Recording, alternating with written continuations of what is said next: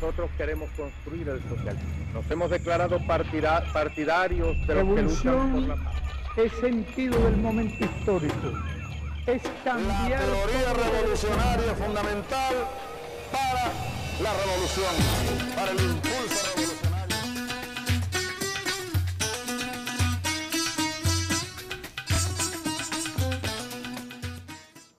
Bienvenidos a Escuela de Cuadro, un espacio regular de debate y de discusión a partir de textos marxistas. El espacio se propone estudiar en función de la revolución, el proceso bolivariano y de la revolución latinoamericana. El día de hoy estamos aquí con el compañero Néstor Coan y también estamos con la compañera Valeria Fariña y el compañero Chris Gilbert, mi persona Sira Pascual. Lo que vamos a estar estudiando es una sección de El Capital, la obra de Karl Marx, concretamente la sección 4 del capítulo 1, se llama El fetichismo de la mercancía. Pero les comento también que el compañero Néstor publicó recientemente en Argentina este libro que se llama Fetichismo y Poder en el pensamiento de Karl Marx. Se recomienda también el texto porque profundiza, pues por supuesto, bastante más de lo que podremos hacer hoy sobre el tema del fetichismo. Pero bueno, lo que nos toca entonces es abordar esa sección del Capital el día de hoy, el fetichismo de la mercancía y su secreto. Néstor, si pudieses ubicar esta sección en El Capital, en la obra de Marx. Bueno, en primer lugar, gracias por la invitación. Me resulta difícil resumir la teoría del fetichismo, que es bastante compleja. Uno podría decir que el fetichismo es el eje de la concepción materialista de la historia, ¿no? Sobre esto hay muchas opiniones. Lo que yo voy a expresar es tan solo una opinión posible de muchas, porque en el marxismo no hay una sola opinión, hay varias. Entonces, la que voy a intentar sintetizar es una opinión posible entre muchas otras. Desde nuestro punto de vista, en la tradición en la que nosotros nos ubicamos, el fetichismo es el eje del marxismo, ¿no? En esas 10 páginas que figuran al final del capítulo primero del Capital, que tienen una lectura bastante compleja, hay que ser sinceros, no es un texto sencillo, está resumida la concepción materialista de la historia, está resumida, está sintetizada la filosofía de la praxis. ¿En qué consiste? Básicamente en una crítica del mercado capitalista y de las instituciones que lo legitiman, y en una crítica de los saberes sociales, académicos y no solo académicos, que legitiman el mercado capitalista, ¿no? La tesis central de Marx es que cuando hay mercado, no solo hay explotación, hay dominación, y a su vez, siempre que hay mercado, hay una inversión entre el mundo de los seres humanos y el mundo de los objetos, el mundo de las cosas. Las cosas se personifican, cobran vida, tienen como, digamos, las rodea algo mágico, y las personas, los seres humanos, las relaciones sociales se cosifican, se transforman en objetos. Entonces se da un proceso de inversión entre el sujeto y el objeto, entre las personas y las cosas. ¿Y quién manda cuando hay mercado y cuando hay capitalismo? Lo que manda es el mundo de las cosas, es el mundo de los objetos. Los objetos tienen mucha más importancia que las personas.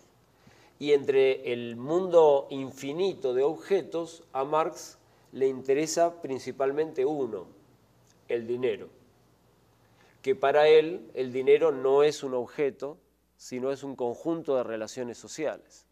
Pero en toda su obra, y El Capital es como la frutilla de la torta, el punto de llegada de su reflexión que dura décadas, para poder descifrar el enigma del dinero, el enigma del equivalente general, así lo llama él, trata de desarrollar una serie muy larga y compleja de formas sociales en la historia.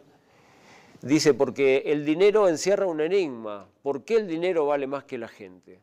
¿No? Y para responderlo, bueno, escribe El Capital. En la sociedad capitalista el dinero es el rey y las personas son súbditos de ese rey que a su vez es un dios, ¿no? En donde hay mercado y hay capitalismo, el verdadero Dios no está en las iglesias, el verdadero Dios está en la bolsa de valores, el verdadero Dios está en la propiedad privada de los medios de producción, el verdadero Dios está en el mercado capitalista. Entonces, para poder descifrar eso, Marx escribe El Capital, cuestionando el mercado capitalista, cuestionando la explotación económica, y la teoría del fetichismo es el núcleo del Capital. ¿Por qué? Porque es como la columna central a partir de la cual él elabora una teoría del valor, y la teoría del valor a su vez es el núcleo principal donde se apoya su teoría de la explotación, o sea, su teoría del plusvalor, que a su vez es como el basamento central de toda su mirada sobre el capitalismo y el sistema mundial capitalista. Entonces el fetichismo está debajo de la teoría del valor, la teoría del valor está debajo de la teoría de la explotación, y la teoría de la explotación es el núcleo a partir del cual él cuestiona al mercado capitalista y a sus instituciones. Entonces, básicamente, ¿qué consiste? Las cosas se independizan de sus creadores, los objetos del trabajo humano cobran vida propia y terminan sometiendo a sus creadores, al mundo de la clase trabajadora. Ese proceso él ya lo había analizado de joven en otro libro, Los manuscritos económicos filosóficos de 1844, y 30 años después, en El Capital, vuelve a aparecer la misma reflexión. ¿Son lo mismo los manuscritos que El Capital? No son lo mismo. Hay preocupaciones comunes, en ambos quiere cuestionar al capitalismo, la propiedad privada de los medios de producción, la explotación, la dominación, la alienación, pero las explicaciones son diferentes. ¿Y dónde estaría la diferencia? Que en los manuscritos del 44, para criticar al mercado capitalista, al sistema capitalista, la explotación y el trabajo alienado, él utiliza una expresión muy problemática que es la noción de esencia humana. ¿Qué es el trabajo alienado? Es la pérdida de la esencia humana. Los objetos valen, las personas no valen. Los objetos son el rey, son el Dios, las personas nos transformamos en objetos desechables. Las personas somos basura, el dinero es el rey. Cuanto más brillan las mercancías, más opacas se vuelven las personas. Así lo plantean los manuscritos del 44. Y define la alienación como la pérdida de una esencia humana. En El Capital vuelve a reflexionar sobre eso, pero hay una diferencia fundamental. Desaparece en su argumento la noción de esencia humana y aparece una categoría distinta que es la de relaciones sociales de producción. Entonces, ¿cuál es el secreto del fetichismo? Las relaciones sociales de producción mercantil capitalista. Ahí está la clave del asunto. ¿De dónde deriva el fetichismo? De una noción más difícil todavía que confieso a ustedes y al público que ve esto, que me resulta muy difícil y complicado resumirla, lo tengo que decir en público, que es la noción de trabajo abstracto. Es una noción muy delicada, muy compleja, que es el verdadero descubrimiento científico de Marx. O sea, hay fetichismo porque hay trabajo abstracto. Esa es la diferencia principal, esa es la diferencia principal entre Marx y la economía política burguesa, la noción de trabajo abstracto, ¿no? ¿Qué es el trabajo abstracto? Es un tipo de sociabilidad que adquiere el trabajo social humano en condiciones mercantiles capitalistas. ¿Y qué características tiene? Que es una sociabilidad indirecta. Los productores, los trabajadores, todo el mundo del trabajo se socializa recién a partir del mercado, a partir del intercambio. Porque hay trabajo abstracto, porque el trabajo humano tiene ese doble carácter, útil y concreto. Por ejemplo, este vasito de plástico, hay un trabajador que lo produce de manera que, con ciertas técnicas, que produce el plástico, pero este mismo objeto de plástico que sirve para poner agua para tomar y satisfacer la sed, al mismo tiempo es una mercancía en el capitalismo. ¿sí? Se produce no solo para satisfacer una necesidad, se produce para venderlo en el mercado y obtener a cambio dinero. Desde el punto de vista mercantil capitalista, este vasito de plástico pasa a ser una mercancía, porque fue producido en condiciones de trabajo abstracto, fue producido para ser intercambiado. Entonces ahí reside el núcleo central de donde deriva el fetichismo, por el cual uno piensa que este vasito de plástico vale tanto. No sé cuánto valdrá en Venezuela, cuánto vale en mi país, Argentina, o cuánto es el precio a nivel mercado mundial. Pero todo el mundo piensa que este pedacito de plástico tiene un valor en sí mismo. Y en realidad Marx dice, no, este pedacito de plástico es el producto de la actividad humana, solo que como ese producto de la actividad humana fue producido en condiciones mercantiles capitalistas, el trabajo humano se cristaliza como valor de los objetos. A veces un marxismo, quizás un marxismo simplificado o vulgarizado, se dice que el trabajo abstracto es energía gastada y se hace solo en el sitio de producción y no tiene que ver con el mercado. Pero esta idea se lleva a errores, ¿no? Bueno, hay toda una discusión muy larga que, vuelvo a decir por segunda vez, me resulta difícil resumirla en tan poco tiempo, pero habría como mínimo dos interpretaciones posibles de qué es el trabajo abstracto. Si es una noción central, donde Marx en su correspondencia dijo, yo solamente me atribuyen haber descubierto la lucha de clases. Mentira, antes que yo ya había historiadores que la habían planteado. Me atribuyen haber descubierto la explotación. Mentira, me atribuyen haber descubierto el socialismo. Mentira. Lo único que descubrí fue el trabajo abstracto, dice. La forma general del plusvalor y la necesidad de un poder muy fuerte de la clase obrera al hacer la revolución. Esos son mis tres descubrimientos, pero a nivel científico el principal, ¿cuál es? El de trabajo abstracto. Él estaba orgulloso de haber descubierto eso. Y entonces ahí aparecen dos interpretaciones. Si es tan importante el trabajo abstracto para entender el fetichismo, bueno, pero ¿qué es el trabajo abstracto? Una interpretación es esta que acabas de mencionar, muy bien, ¿no? Que aparece ahí en el Capital. Es gasto fisiológico de fuerza humana, es desgaste de músculo, de cerebro, de energía. Esa es una interpretación. Otra interpretación agrega que además de gastar energía al trabajar, por eso uno se cansa y necesita dormir, comer, etc., si uno se limita a definir trabajo abstracto únicamente como gasto de energía, tenemos un problemita importante. A lo largo de toda la historia de la humanidad hubo trabajo y a lo largo de toda la historia de la humanidad hubo gasto de energía. Entonces el trabajo abstracto es común a todas las épocas. Si el trabajo abstracto es la sustancia del valor, que es el núcleo del mercado, la conclusión ¿cuál es de este razonamiento? Que el mercado existió siempre. Entonces los marxistas y los revolucionarios estamos muertos. Si el mercado existió siempre y el capital existió siempre, es inviable plantearnos el socialismo. Entonces hay una segunda interpretación que dice, no, el gasto fisiológico de fuerza humana de trabajo es el sustento del trabajo abstracto, pero no es su determinación principal, no es su característica central. ¿Y cuál es entonces su característica central? Que es un trabajo que se produce de manera, en condiciones de una sociabilidad indirecta, ¿no? A ver, para decirlo de una manera simple, no se planifica. Los productores no nos ponemos de acuerdo cuáles son las necesidades sociales y a partir de ahí producimos. No, es el mercado el que regula a posteriori, después de los intercambios, cuánto, cómo y qué producimos. ¿Sí? Las empresas se guían por la búsqueda de la ganancia, no por las necesidades sociales. Entonces, para definir trabajo abstracto, esta segunda interpretación dice no es solo gasto de energía, porque así sería común a todas las épocas históricas. Y el objetivo del Capital de Marx es demostrar que el capitalismo es una forma social históricamente determinada, que no es común a todas las épocas. Si el capital está siempre, los revolucionarios no tenemos posibilidad de luchar. Él quiere demostrar que el capitalismo es una forma transitoria y por eso a la hora de definir trabajo abstracto tiene que decir que es una forma social específica que no existió siempre. Por lo tanto, no es solo gasto de energía.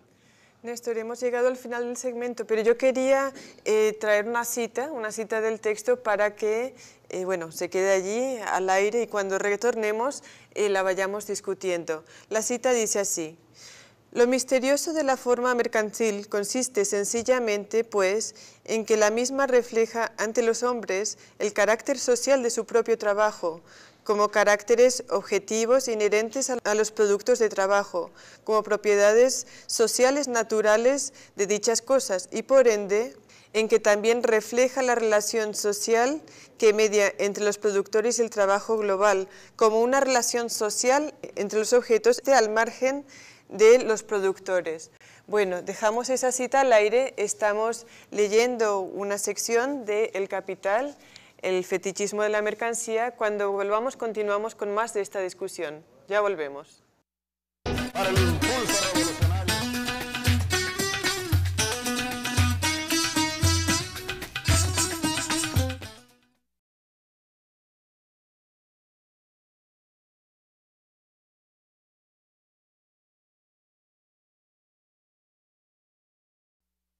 Para el impulso revolucionario.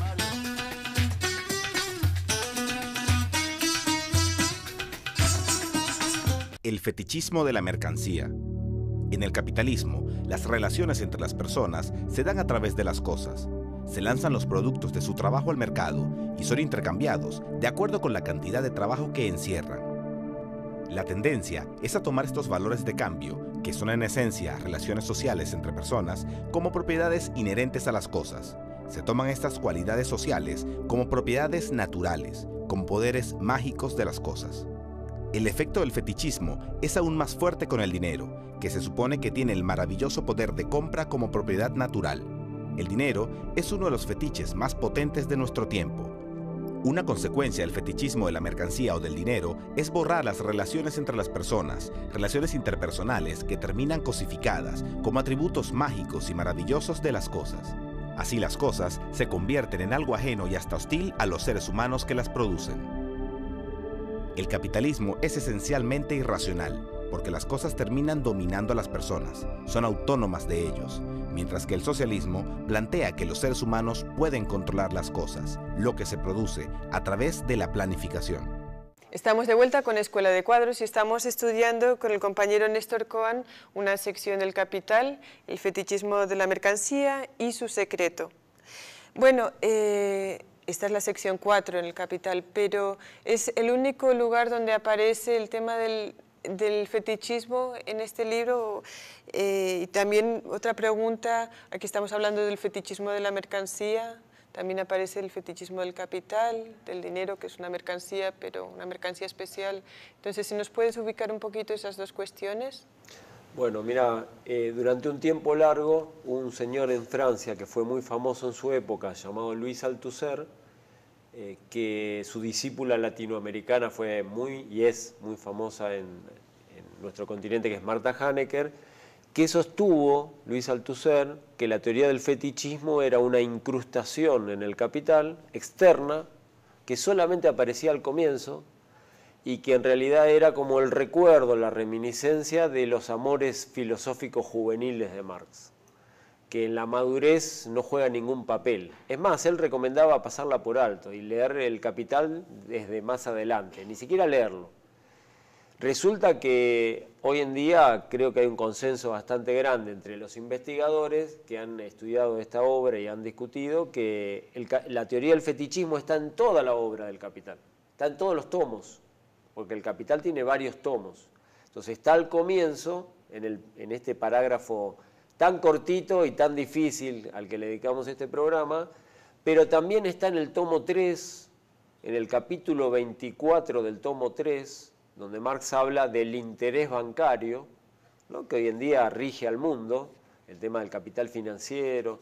También está en el capítulo 48 del tomo 3, donde habla de las formas de ingreso y la fórmula trinitaria, le llama Marx con ironía, usando una expresión religiosa, y está en el apéndice del tomo 4 del Capital, la historia crítica de la plusvalía. O sea, conclusión, está en toda la obra.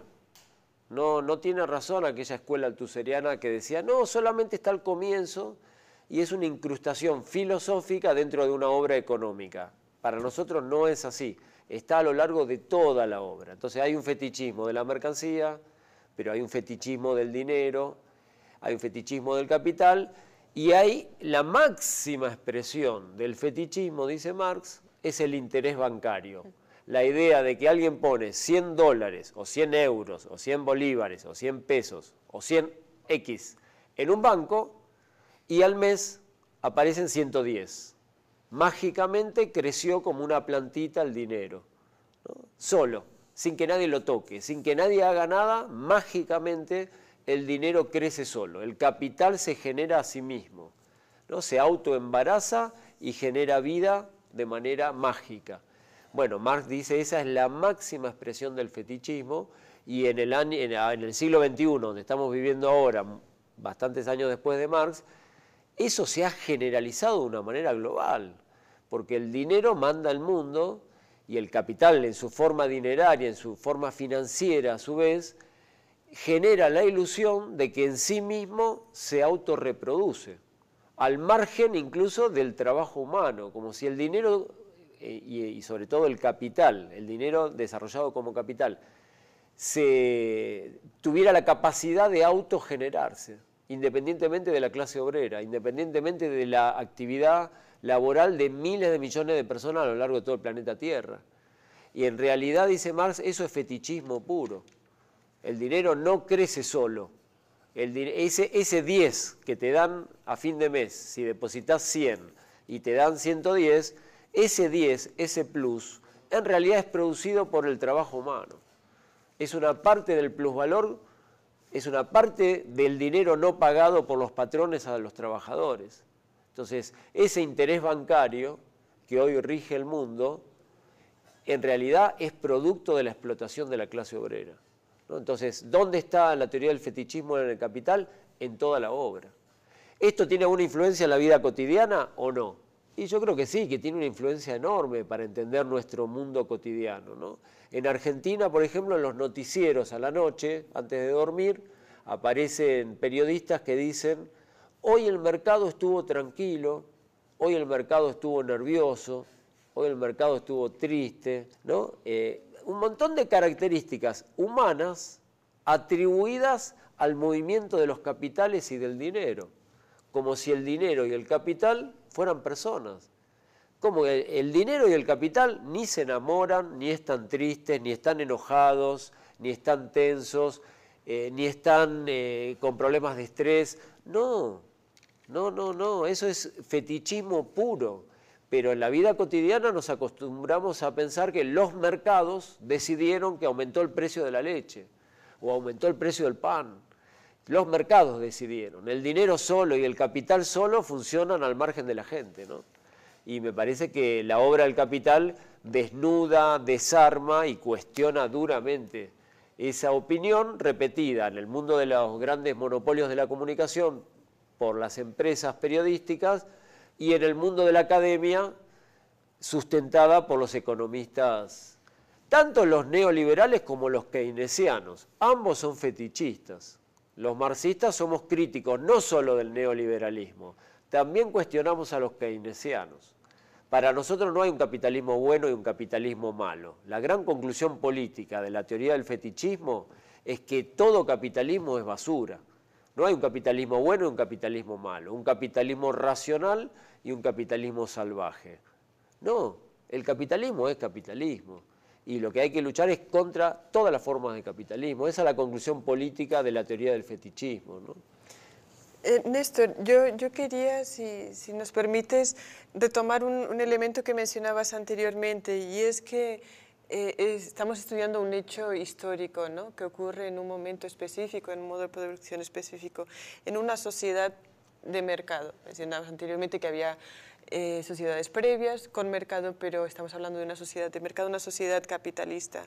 Yo creo que, bueno, a mi entender, esto es un tema importante, un elemento importante.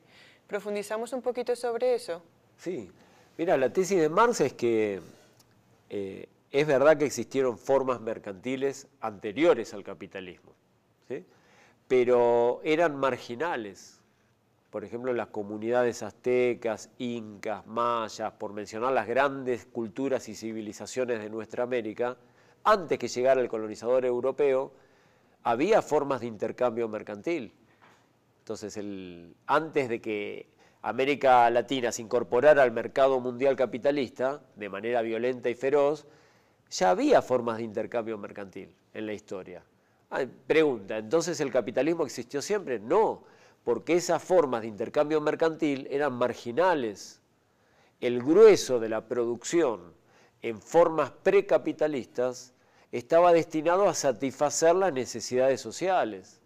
Y lo que sobraba, el excedente, estaba destinado a ser intercambiado. Pero la gran mayoría de lo que se producía era para satisfacer directamente necesidades sociales y humanas. En el capitalismo se invierte la ecuación. La mayor cantidad, por no decir casi la totalidad de lo que se produce, está destinado al mercado, está destinado a ser vendido para obtener a cambio un plusvalor y una ganancia. Entonces, en el capitalismo hay una forma de sociabilidad muy distinta a los modos de producción anteriores, ¿sí? Por eso la tesis de Marx es que el capitalismo es un modo de vida histórico que no existió siempre en la historia. Por lo tanto, es posible de ser en algún momento derrotado y que no se va a acabar nunca solo, porque la conclusión política de Marx es que el capitalismo no se va a derrumbar nunca, sino hay que derrocarlo, hay que tirarlo. Pero que sí tiene contradicciones internas que los revolucionarios pueden utilizar en ciertas situaciones históricas como condición de posibilidad de un proceso de cambio, ¿no? Un proceso revolucionario. Néstor, tomando en cuenta esto último que estás diciendo, ¿no? Y hablando de que precisamente con el fetichismo de la mercancía se produce una inversión entre sujeto-objeto, objeto-sujeto. Es decir, vivimos como cosas y tendemos a pensar como cosas sin darnos cuenta de que nos estamos tratando como cosas entre todos. Y que la conclusión política a la que arriba, por supuesto, Marx, es que el capitalismo es una forma transitoria de producción y que por lo tanto podemos llegar a otras si la derribamos. ¿Cómo romper entonces con esa cosificación para efectivamente poder trascender este régimen de producción miserable en el que somos meras mercancías, en el que uno vive habitualmente infeliz, alienado, aunque no lo descubra y no esté analizándolo todo el tiempo, ni mucho menos? Pero bueno, ¿cómo quebrar entonces con eso?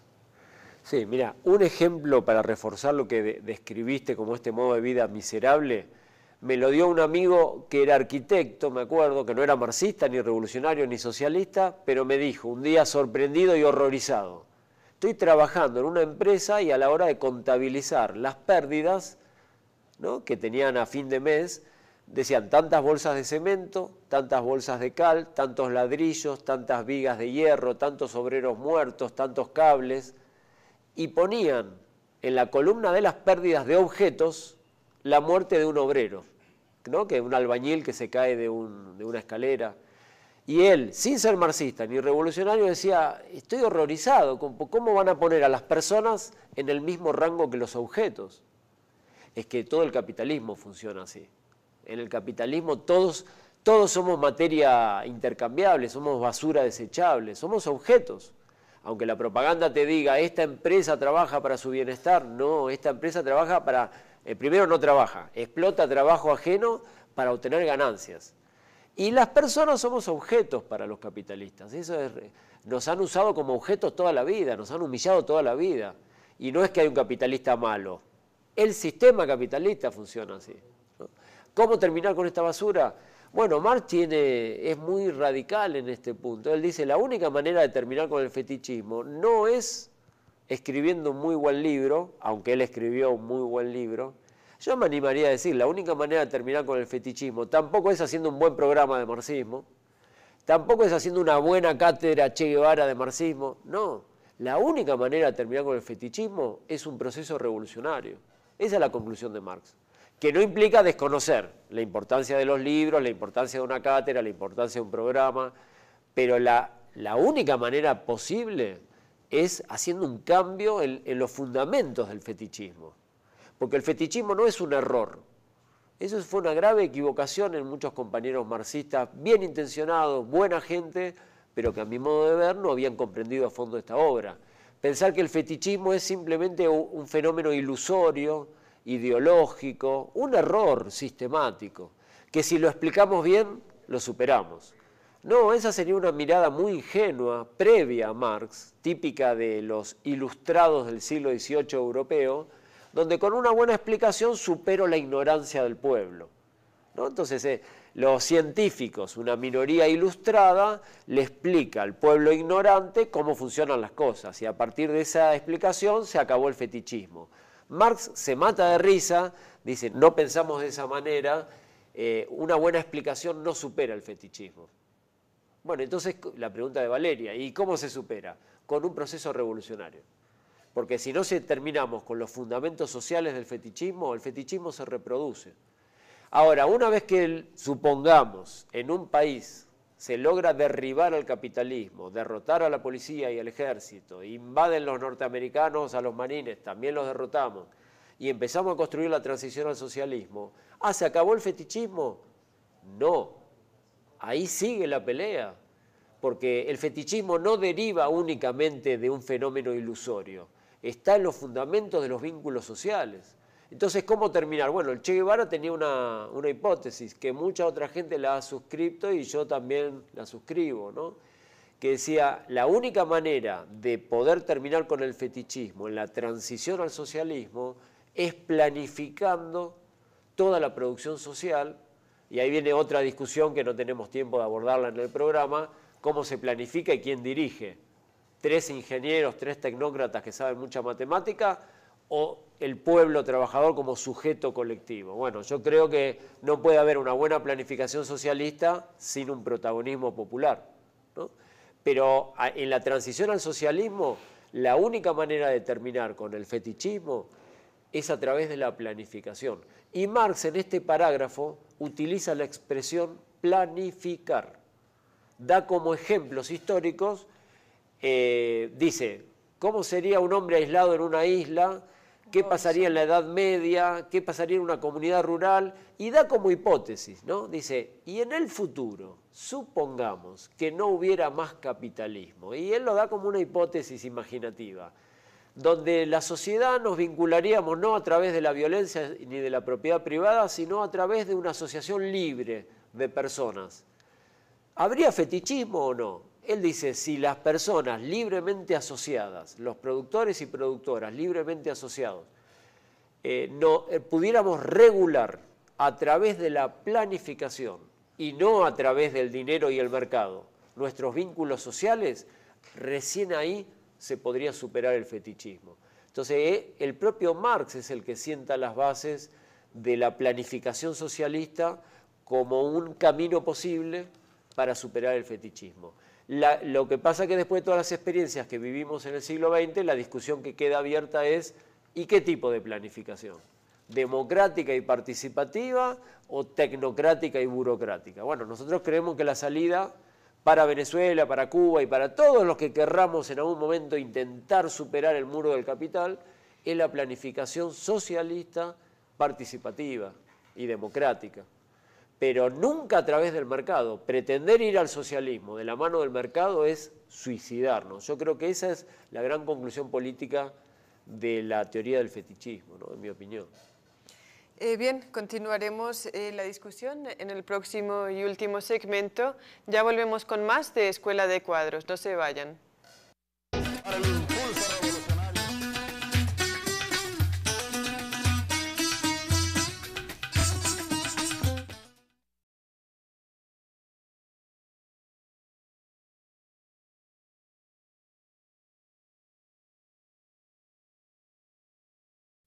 Para el impulso revolucionario.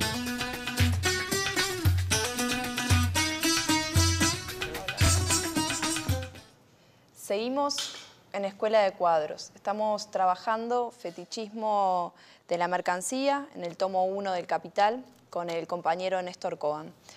Lo que queríamos preguntarte en este último bloque ya del programa es que bueno, vos planteaste que hay diferentes opiniones dentro del marxismo, por lo tanto que hay muchos marxismos, y que dentro de ellos vos te afiliás a una corriente del marxismo que desde la filosofía de la praxis, ¿no? Ese es el nombre que se le ha dado, reivindica como eje central a la teoría del fetichismo. ¿Qué significa esto de que la teoría del fetichismo es una teoría central en el marxismo y por qué ustedes lo ven como un eje central? Y te hago esta pregunta porque tiendo a pensar, quizás de modo muy intuitivo, tendría que valorarlo, que en Marx hay una concepción del mundo general que tiene diferentes aristas y que a veces esto de darle prioridad a una teoría o a otra, como podría decirte yo, bueno, la teoría del plusvalor o la teoría del Estado, etcétera, en realidad termina desnaturalizando a la concepción íntegra. No estoy diciendo que estés cayendo en eso, pero sí que nos retomes un poco esa discusión, que me parece que es bien importante y que de alguna forma nos hace ver la interpretación que hay de cierta parte, de ciertas corrientes del marxismo en torno al fetichismo. Bueno, me había olvidado y lo digo ahora, de paso, ya que hablaste de la filosofía de la praxis y las corrientes que le han dado mucha importancia a esta dimensión, que un compañero brasilero, amigo nuestro, trató el tema del fetichismo en este programa, Reinaldo Carcagnolo, así que estaría bueno dedicárselo a él, ¿no? A su memoria. Bueno, y porque Reinaldo también participaba de esta corriente de pensamiento, ¿no? No solo él, hubo grandes revolucionarios de la historia de la humanidad como Lukács, en un libro célebre, Historia y conciencia de clase, Isaac Rubin, menos conocido, un pensador bolchevique, también planteó esta tesis, y mucha otra gente, ¿no? Karel Kosik, un compañero checo, Roman Rozdolsky, bueno, mucha gente ha planteado esto, ¿no? Y yo comparto esa mirada. ¿Por qué? Porque a la hora de sintetizar las miles y miles de páginas que Marx escribió, y que es muy difícil resumirlas, es muy difícil, es muy complejo, por lo general se apeló históricamente al marxismo oficial en los viejos países del este europeo, de la Unión Soviética, o en las academias, o en los manuales, en las simplificaciones. ¿Dónde encontramos la síntesis del marxismo? Porque la militancia de base no se va a leer las, no sé, 5.000, 10.000, 20.000 páginas que escribió Marx. Porque no tiene tiempo, porque su vida no está dedicada únicamente a leer esta obra. Entonces, ¿dónde encuentro la síntesis? Bueno, en general, ¿a dónde se apeló? A un prólogo de 3-4 páginas que escribió el propio Marx en 1859, a un libro de él con un título muy largo, porque a él le gustaba poner títulos largos, Contribución a la crítica de la economía política. Entonces, en ese prólogo usa una metáfora que fue famosa, y en Venezuela hubo un compañero, Ludovico Silva, que trató de explicarla, que era solo una metáfora y no una categoría científica, en un librito muy interesante, El estilo literario de Marx. Esa metáfora, ¿cuál era? Que la sociedad humana es como un edificio que tiene una base, que es la economía, y que tiene un techo, que es la superestructura jurídico-política de las formas de conciencia social que la acompañan. Habitualmente se tomó el prólogo ese como la síntesis del marxismo. Entonces, ¿qué es el marxismo? Una teoría de la estructura económica, una teoría de la base económica, síntesis, una teoría del factor económico en la historia. Nosotros y toda esta tradición de pensamiento no lo compartimos, no estamos de acuerdo en simplificar el marxismo a una teoría de los factores. Creemos que fue solo una metáfora que usó Marx, esa comparación entre sociedad capitalista y un edificio, que hay una base y una superestructura. En la vida real, la sociedad capitalista es una totalidad de relaciones sociales.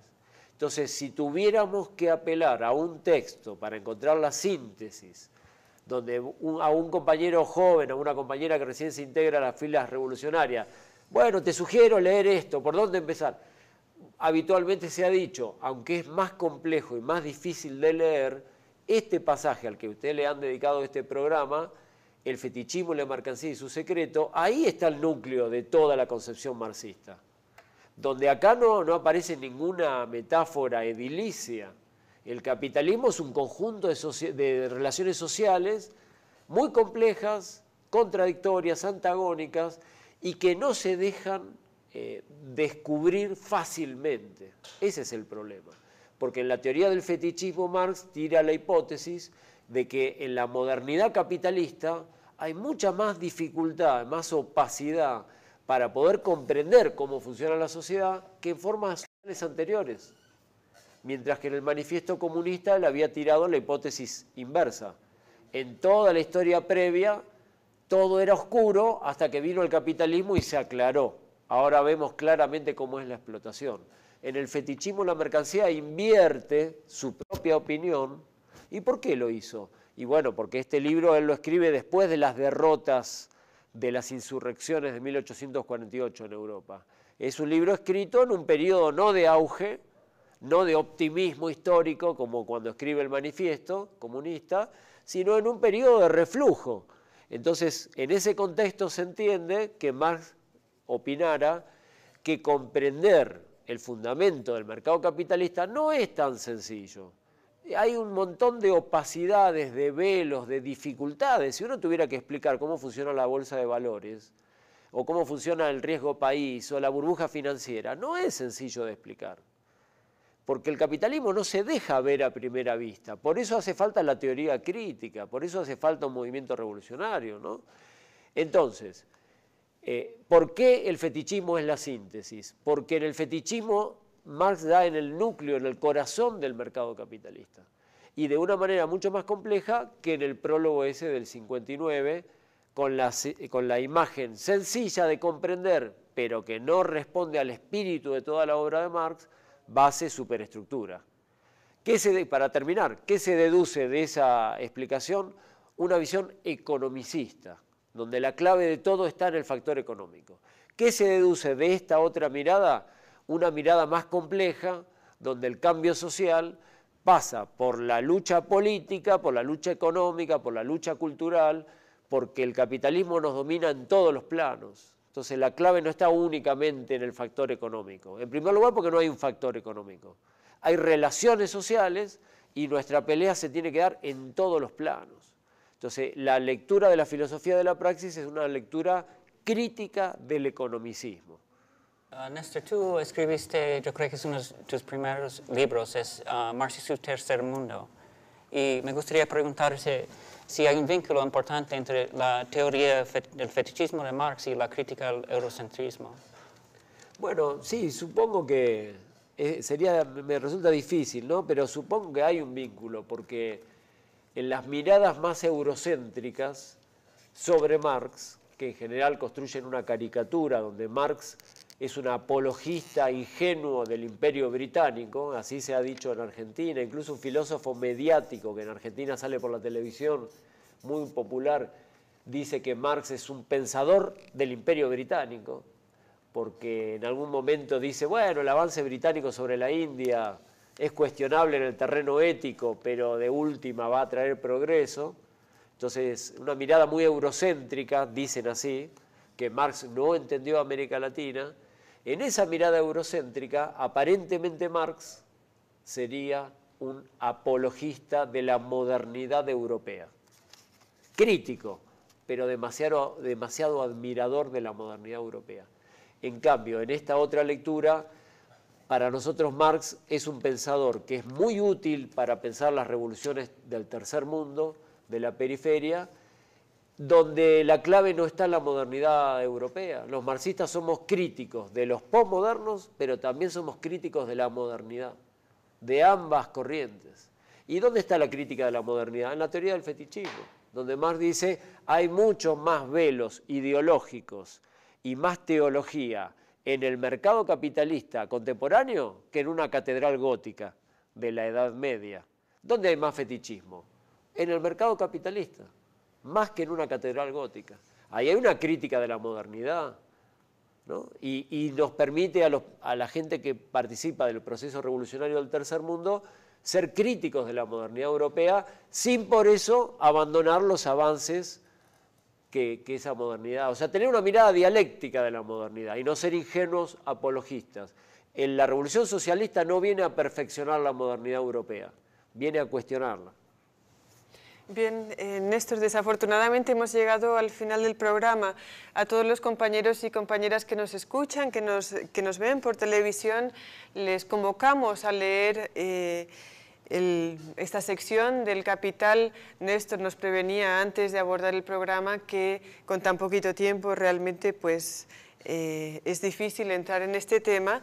También les proponemos que retomen la propuesta que teníamos de que lean en algún momento Fetichismo y Poder en el Pensamiento de Marx, que se publicó aquí en Venezuela con el título Nuestro Marx. Nosotros también queremos tomar la dedicatoria de Néstor, también para nosotros fue un buen amigo, Reinaldo Carcañolo, y en uno de los primeritos programas de Escuela de Cuadros, allí por el programa 5 o 6, trabajamos con él. Entonces, bueno, allí queda eso. Como siempre, ustedes saben que pueden ponerse en contacto con nosotros a través del correo electrónico escuelacuadros@gmail.com, y también tenemos el Twitter Escuela Piso Cuadros. Por otro lado, pueden descargar los programas en YouTube, en youtube.com/escuelacuadros, y en el blog escuelacuadros.blogspot.com. Nos despedimos hasta una próxima sesión. El llamado es al estudio y al debate para participar, para contribuir en la revolución, el proceso bolivariano, y nos despedimos como siempre, hasta la victoria siempre, venceremos.